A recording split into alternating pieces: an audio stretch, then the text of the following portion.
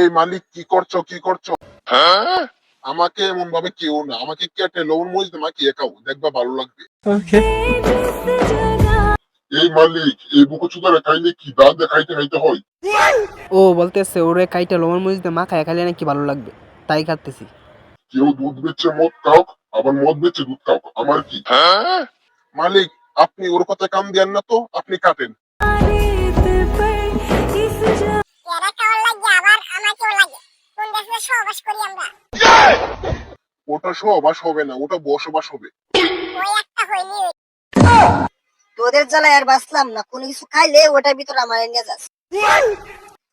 তোদের তো নিজস্ব কোনো স্বাদই নাই, সব আমাকে নিয়ে বেড়াকে দি। এটার জন্য তো তোর কোনো দাম নাই। তোর কেজি 30 টাকা, আমার কেজি 200 টাকা। আর আমি সময় মতো 2000 টাকা কেজি হই।